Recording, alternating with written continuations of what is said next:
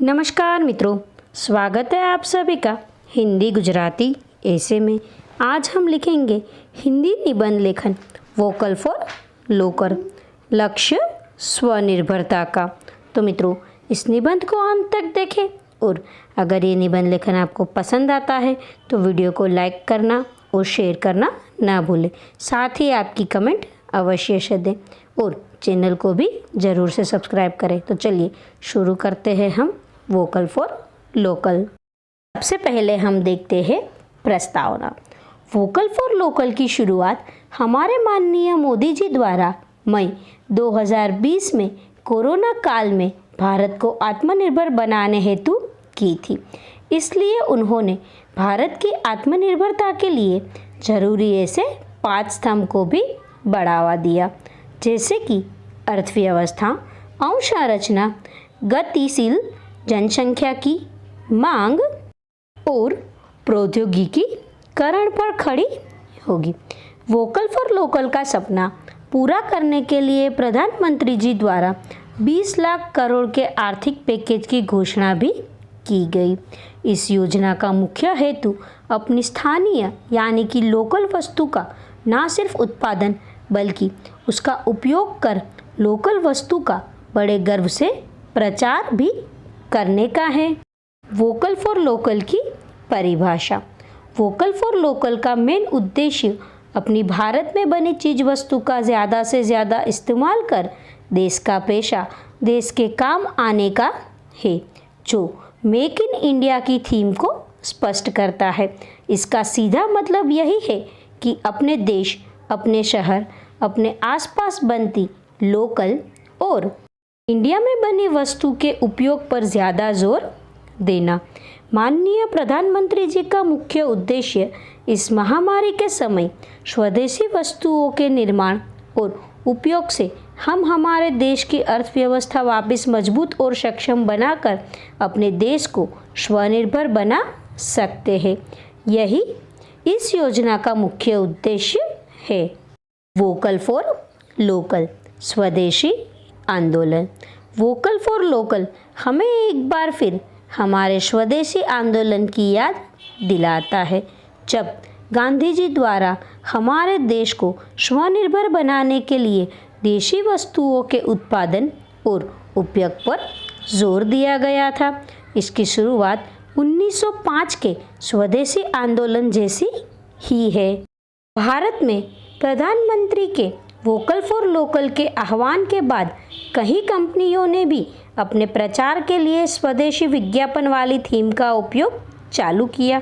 इस मंत्र से देश में कई स्थानीय उत्पादनों को एक नया नाम और पहचान मिली।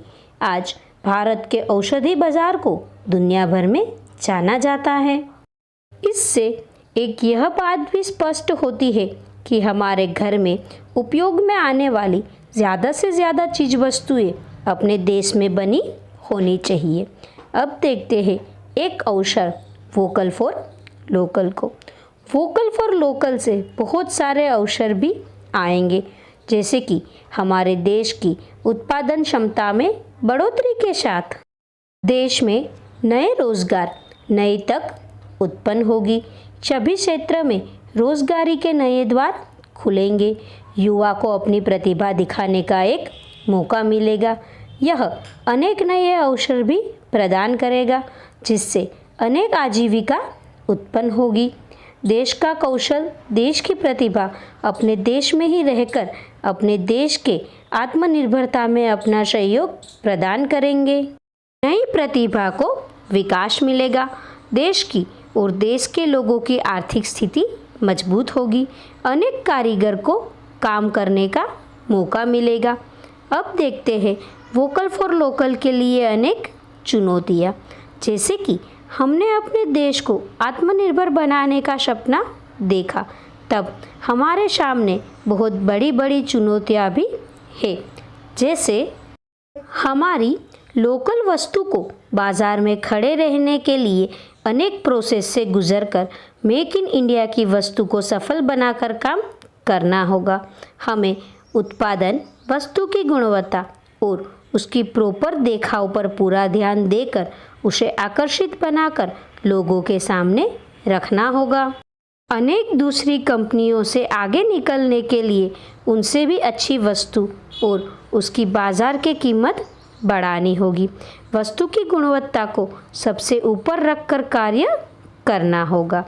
अब देखते हैं निष्कर्ष।